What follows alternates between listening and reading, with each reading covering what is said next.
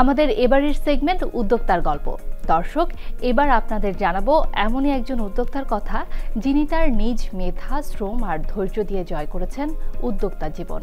নিজে স্বাবলম্বী হওয়ার পাশাপাশি তৈরি করেছেন অন্যদের কর্মসংস্থানও।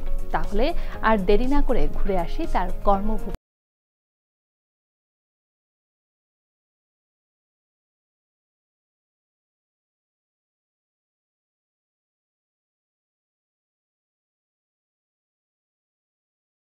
আমাদের ঐতিহ্যবাহী জামদানি পণ্য নিয়ে কাজ করছেন, আপনার নাম এবং উদ্যোগের নামটা আমাদেরকে বলবেন। 2019 সালে আমার প্রথম সন্তান আনাবিয়ার জন্ম হয়। তখন আমি ম্যাটারনিটি লিভে যাই।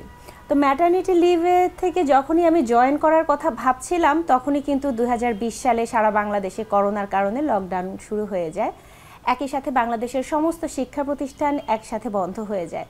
তো সেখান থেকে জয়েন করাটা আর তখন হয়ে ওঠেনি। পরবর্তীতে গৃহবন্দী একটা জীবন কাটানো শুরু করি সারা বাংলাদেশের আমরা সবাই। তো আমি চেষ্টা করছিলাম যে ঘুরে দাঁড়ানো যায় কিভাবে, কারণ গৃহবন্দী থেকে বা আমাদের চারিদিক থেকেই তখন এমনভাবে আঁকড়ে ধরছিল, মনে হচ্ছিল যে ঘুরে দাঁড়ানোটা অনেক বেশি দরকার। তখনই আমি আমার উদ্যোগ আনাবিয়া শুরু করি আমার প্রথম সন্তানের নামে। আমরা জানি আপনার আনাবিয়াতে ঐতিহ্যবাহী জামদানি পণ্য আসলে সকলেই খুব বেশি পছন্দ করছেন। এই যে আপনি জামদানি পণ্য নিয়ে কাজ করছেন, সেই পণ্যগুলো নিয়ে যে আপনার যে কর্মভুবন সাজিয়েছেন, সেটা সম্পর্কে একটুখানি আমাদেরকে বলবেন। আমরা যদি বলতে চাই আমাদের কর্মপরিসর, তাহলে আমাদের বিজনেসটা এখনো পর্যন্ত সম্পূর্ণ অনলাইন ভিত্তিক আছে। এখানে 5 থেকে 8 জন স্টাফ সবসময় কাজ করছে। সেই সাথে আমাদের অনলাইন সাপোর্টের জন্য অ্যাডমিন আছে, মডারেটর আছে। আর তার বাইরে আমাদের সব থেকে বেশি যারা ভূমিকা রাখছে তারা হচ্ছে তাঁতি। আমাদের এখনো পর্যন্ত 180 জন তাঁতি নিরলসভাবে প্রতিদিনই কাজ করে যাচ্ছে আনাবিয়ার নতুন নতুন কালেকশন আনার জন্য।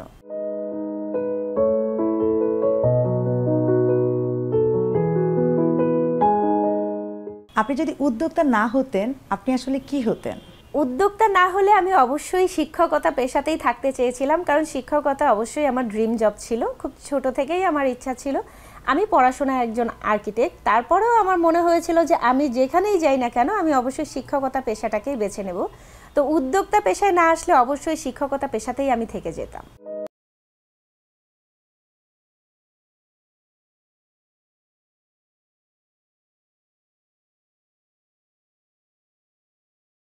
যখন এগিয়ে চলেন তখন কিন্তু পারিবারিক সমর্থনটা অনেক বেশি দরকার হয়।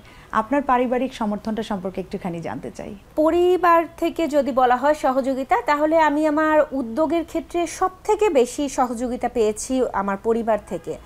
একদম বিজনেসের শুরুটা যখন করতে হয়, স্বাভাবিক আমি তো তখন কোনো জবও ছিল না, আমার কোনো সেভিংও ছিল না।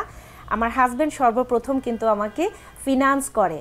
তো সে প্রথমে ভেবেছিল যে হয়তো আমি শখের বশেই করব, এটা হয়তো বড় পরিসরে যাবে না। তো শখ মেটানোর জন্য সে আমাকে অল্প অল্প করে টাকা দিচ্ছিল।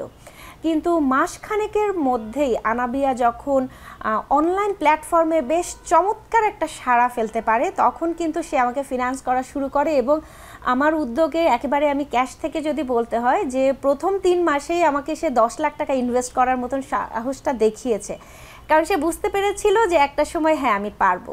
তো সেই দিক থেকে অবশ্যই পরিবারের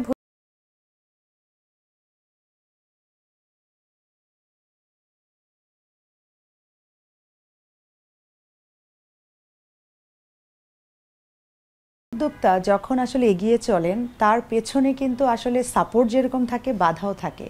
আপনার জীবনে আসলে প্রতিবন্ধকতাগুলো কি কি ছিল? প্রতিবন্ধকতার কথা যদি বলতে হয়, আসলে ব্যবসা বলি, চাকরি বলি বা যে কোনো কিছুই বলি, সব কিছুতেই কিন্তু প্রতিবন্ধকতা থাকবে। সেটা মেয়ে হোক বা পুরুষ হোক, প্রতিবন্ধকতা এড়িয়ে নিয়েই কাজ করে যেতে হবে। আপনার ভবিষ্যৎ পরিকল্পনা সম্পর্কে আমাদেরকে একটু বলবেন। ভবিষ্যৎ পরিকল্পনা যদি বলতে হয়, স্বাভাবিক আমি চাই আনাবিয়া বর্তমানে বাংলাদেশ ছাড়িয়েও বাংলাদেশের বাহিরে 58টি দেশে পা রেখেছে। একদিন হয়তোবা বিশ্বের প্রতিটি প্রান্তেই আনাবিয়ার প্রোডাক্ট পৌঁছে যাবে।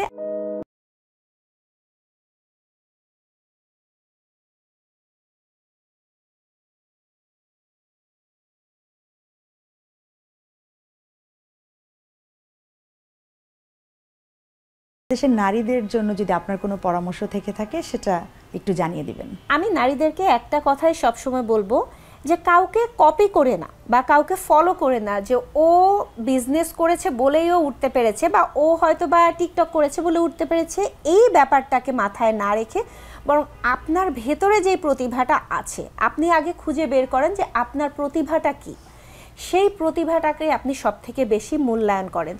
পারিবারিক বাধা থাকবে, সামাজিক বাধা থাকবে, অর্থনৈতিক বাধা থাকবে, কিন্তু সবসময় যেটা চেষ্টা করবেন যে আপনার ভেতরের যে মেধাটা আছে সেই মেধাটাকে বের করে আনার।